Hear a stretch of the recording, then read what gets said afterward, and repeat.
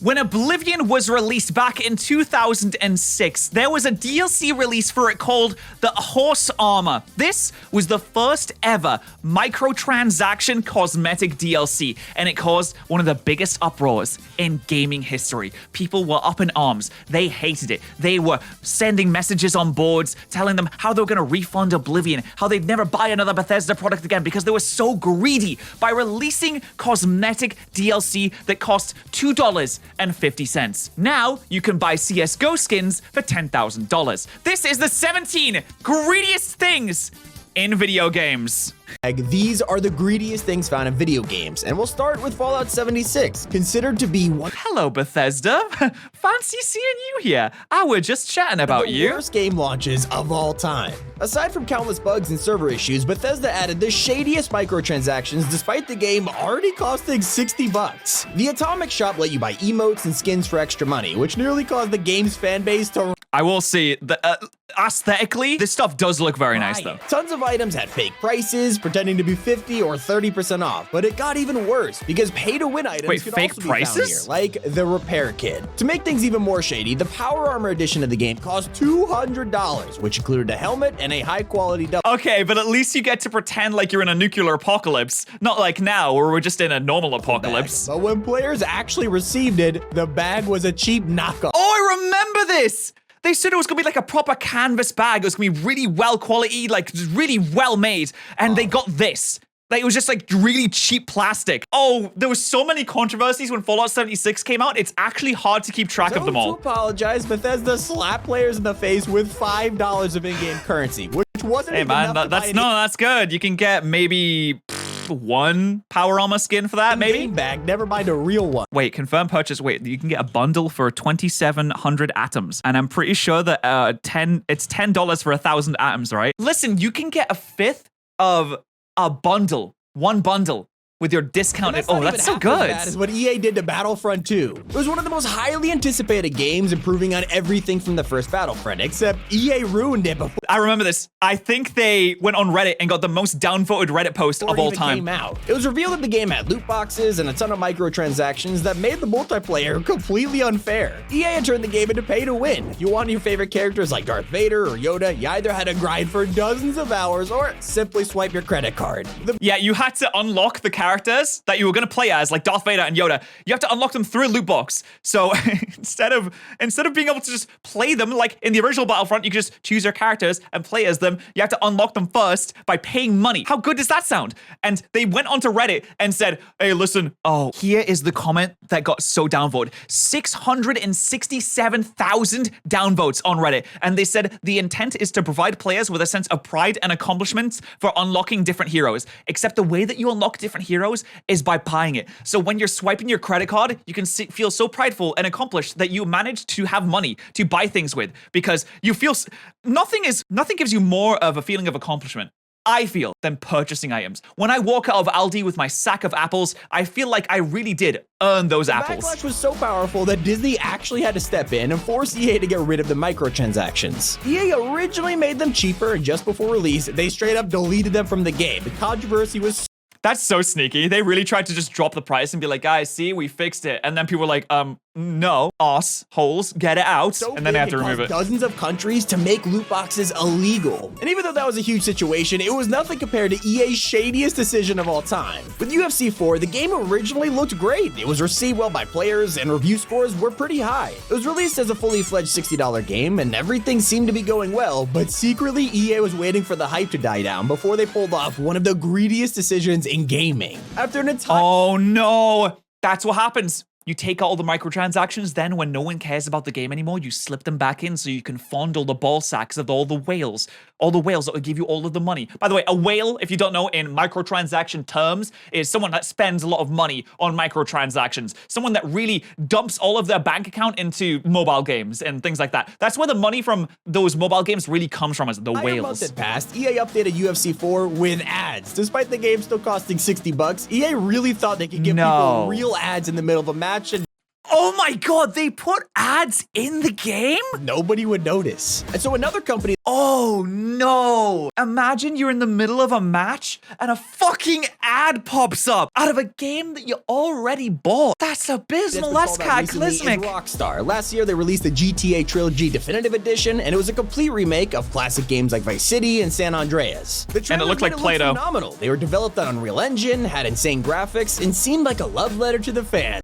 Wait, it looked phenomenal, had insane graphics? Bro, am I remembering this wrong? Am I being gaslit? I thought this game looked like absolute doo-doo butter when it came out. This game came out and everyone absolutely dunked on it. They think that everyone looked like it had melted faces. But when it released, everything was exposed as a lie. The game was a buggy mess and had the exact same issues the originals had over 20 years ago. It showed how lazy the developers actually were and exposed Rockstar for rushing it out to make money. But did you know that Blizzard that was a massive shame. Those games are great. To max out a single character? Yes, in Diablo Immortal, you can spend real money to level up your characters. One player took this to the absolute extreme and spent thousands on his account. He got his barbarian to max level, but it cost 6 figures to do so. And this wasn't even the greediest part, because he could barely play the game anymore. With his character being so overpowered, the game wouldn't matchmake him with any other players. So he's your reward for spending $100,000 to max out your character properly is that you don't get to play the game anymore. Honestly, no, that's based. I think that is the correct solution. If anyone ever spends $100,000 on the game, not only should you not be able to play it, it should delete itself immediately from your device. You shouldn't be able to play it. Also, remember that Diablo Immortal was the same people. When Diablo Immortal was announced, the crowd booed. And this is what the developers said. Is there any plans to make this playable on PC, or is this strictly mobile? So they said, okay, it's a mobile game, but like, is it gonna be on PC? Like, this isn't kind of what we wanted. The Diablo fan base really wanted a PC game. This is before Diablo 4 got announced. What's going on? Why can't we play on PC? We're mostly a PC fan base. And the developer said, the current plan is to be on mobile, both Android and iOS. We don't have any plans at the moment to do PC. So the crowd boos. Do you guys not have phones? Yeah, you guys all have phones. Wow. Awesome. What a great response. I'm sure everyone immediately sat down and thought, oh yeah, well, I mean, I have a phone, so actually I'm happy now. He spent all that money for nothing. And so it gets even more ridiculous, because in 2018, Metal Gear made you pay for extra save slots. I'm not kidding. Konami released a spinoff called Metal Gear Survive, and it was a $40 survival game that was full of microtransactions. But the developers were so shady that they actually put extra saves behind a paywall. Yeah, if you want to start a new game or just make a character for a friend, it would cost $10. But the culling was 100 times worse. This was an OG battle royale that was pretty popular in 2016. But what is the most ridiculous thing that you can turn into a microtransaction? People are trying to sell save slots now. People are trying to sell horse armor, cosmetic DLC. What is the worst thing? What's the craziest thing that you could think of that you could turn into a microtransaction if you were EA and you really had to bring those currency numbers up? Those profit margins, they're way too low. It's only 70 billion. You need 70 billion. How would you get those up? Let me know. Let me know in the comments. I really want to know. Thanks to the success of games like PUBG and Fortnite, the developers of the culling decided to re-release it in 2020, except when it came back, the game cost $6. Not the most expensive until you realize that buying the game didn't actually mean you could play it. Instead, you were only allowed 1 match per day. And if you wanted to play more than that, you had to buy. Wait,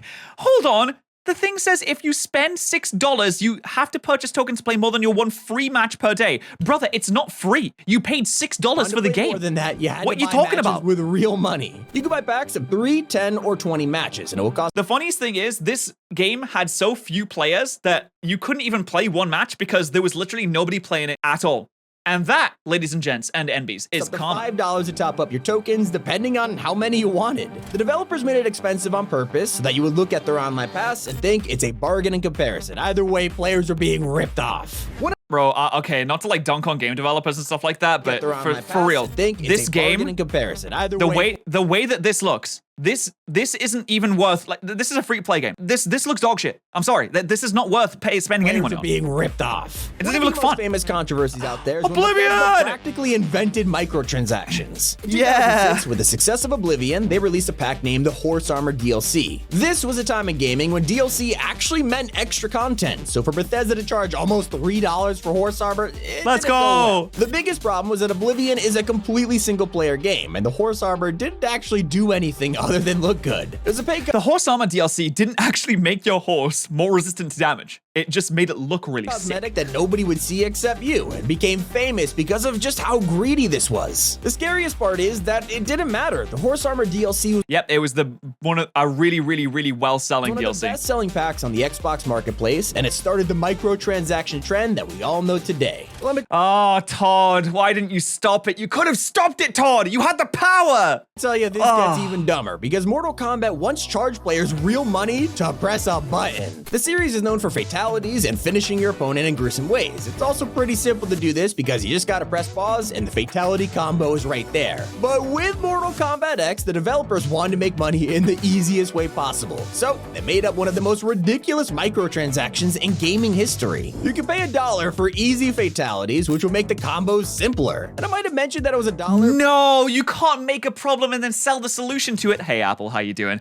That's so make the combo easier in a fighting game? What? Come You should probably on. know it only gave you 5 fatalities. That means if you wanted 30 easy fatalities, it costs $5. That is real. Wait, 30? Did they get used up? No. They get used up and then you have to buy more? If you bought this, then you deserve Money the to do a worst. combo that was already in game. You locked in jail. Shameless. In jail. That's not as unsatisfying as the time that Dead Rising 4 put the actual ending behind a paywall. The game already had a fully fledged story, but never actually finished the narrative. The ending was just a cliffhanger, basically a slap in the face to anyone who cared about the story. That's when the developers announced an update after release that would continue the story and actually give players some closure, except it wasn't a free update or a spin-off game. It was a paid DLC pack that you had to complete in 90 minutes, and if you didn't do all the challenges correctly, you wouldn't even get the best ending. Now I'll admit, Okay. Paid DLC pack, I mean, that's a little shitty, but I kind of understand. Fallout 3 had a DLC that continued the main story after it was completed as well. You could say that the cliffhanger was the ending and that the DLC was additional content on top of that. I don't think that's the most egregious one. I think we've seen a lot worse so I don't think it would far. be considered as greedy as the time that Call of Duty charged players for a red dot site. There's not even an explanation for this one. They It's literally cosmetics, put a isn't red it? dot site in Black Ops 4 and charged $1 for it. It was almost Bro. identical to the site that was already in game.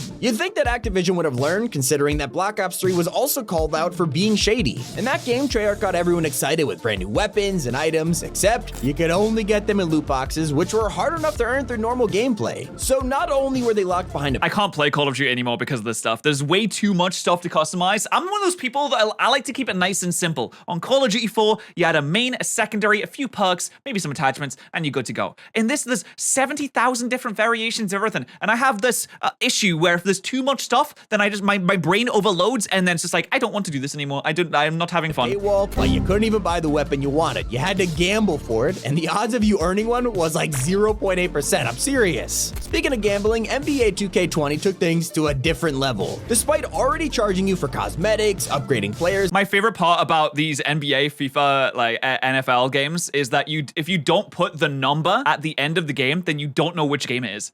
At least with Call of Duty, if you have a straight up HUD, you could probably tell which one it is. and opening packs, 2K You can't tell which decided game it is if wasn't it's- enough. In a game if it doesn't that have the is number next to it. literally rated E for everyone, NBA 2K20 had a virtual casino that you could gamble your Oh, this was a huge thing, wasn't it? Didn't this get like banned in Belgium? Wasn't this like a massive currency on. controversy? This is like if Fortnite suddenly decided to put slot machines in the game and let you gamble your V-Bucks. That's how messed up this was. Now, technically, you could argue that loot boxes, packs, and other items have always been disguised as slot machines, but this was quite literally a casino. Yeah, but you can't walk into an actual gambling casino and open loot boxes. You can walk into an actual gambling casino and play slots, I though. mean, come on. That's And in so bad. 2018, EA released a DLC pack for The Sims 4 called My First Pet Stuff. It was a cute pack that let you get hamsters, rats, and a few other outfits. But despite the DLC's artwork and the description that says you could dress your cats and dogs, it didn't actually include cats or dogs. If you wanted to use most of the content What? in this DLC, you would have to buy more DLC. I'm just getting a headache at this point. But hey, it's just What? bonus content. You technically don't have to pay for it if you don't want to, but this Harry Potter game, on the other hand, locked you out of the game Why? until you threw money at it. Hogwarts Mysteries. Oh, is that a mobile game? That's what mobiles do. All mobile games use this. They're like, oh, you run out of energy. Guess you got to pay more to get It's a more mobile game energy. that has become known for how Yeah, it's a mobile scummy game. and manipulative it is. It has an energy system that forces you to spend energy for each task. So, if you want to do a mission in the game, there's quick time events that take up your stamina. Once you run out, you gotta wait for it to replenish or pay money. And that is just the beginning, because what happened next is borderline evil. For one of the missions, you come across the Devil's Snare, and it attacks your character. So to escape, you must use up energy and fight it off. Except, the amount it cost to escape the Devil's Snare was actually more than the maximum energy you could even own. So, Okay, that's kind of funny. Imagine if when Harry and Voldemort were locked in their duel of the wands, Harry was starting to falter, and Voldemort was like, "You must pay $60 to continue this duel." Even if you went into the fight with full stamina, you would still run out. Basically, players were given the choice. They could either possibly wait hours to get through the mission or pay money to get it over with. That's which a is standard just mobile super game. Shady. And you ever heard about how that is literally the same as any other mobile game. What is Battlefield P4F? I've not even was heard of that one. exposed for downgrading old iPhones to make you buy a new one? Well, turns out not a new trick. EA was doing it in 2011 with Battlefield Play for Free. This is their attempt to make a freemium Battlefield game. I don't remember but it this. turned out to be a disaster. For those who did play it, you could spend real money on better weapons, and that's to be expected, but things got heated Pay to after win? EA decided to make the premium weapons useless. They were nerfed into the ground, forcing players to buy even newer guns to get their money's worth. It was just a Oh, power creep. I mean, this is how TCGs work. As soon as you buy like some really good stuff, you know the next set's gonna release and it's gonna have some more like insane stuff. gigantic scam. What's really funny is how we're returning to Bethesda, because remember how they practically invented microtransactions back in the day? Oh no, they're gonna talk about how they were selling mods. That's why it's no surprise to learn that they tried to This charge was people insane. to mod Skyrim on PC. Oh, dude, this was insane. They came out with this shop where they tried to get people to pay to install mods. Now, some of the money would go to the people that developed the mods, and it was shown as like, oh, this is a way that we can support mod developers, right? But the original way that you would get mods is you could go onto a website called Nexus, and you could support the mod developer if you wanted by their separate link. This is a way for the company to step in, kind of just centralize the mod distribution and also monetize it. PC. Pretty common nowadays for modders to earn money through Patreon or charge people for their work. But the fact that Bethesda tried to make a profit from mods they didn't make, I mean, that's just a whole other Is level this of still a greed. thing? I will say they took Or it did back they stop super doing quickly that? because, I mean, nobody was gonna stand for it. And luckily, Steam Workshop remains free to this day. Now, one of the Okay, most it's still free. successful Okay, mobile good. games of all time could be considered Oh, no, pretty here we greedy go. too. While Candy Crush isn't on the same level as Hogwarts Mystery or Fallout 76, it still raked in over $1 billion in 2020 alone. So how'd they do this? In Some have one argued that year? The microtransactions in the game took advantage of the older generations, and honestly, it's not hard to believe. Ask a family member, they probably spent a ton on Candy Crush. And they're My aunt does play Candy Crush, I think. I hope that's the only family member that does. I'm gonna have to double check. I'm gonna text them all and be like, you don't play Candy Crush, been do you? examples of people spending their entire life savings on the game.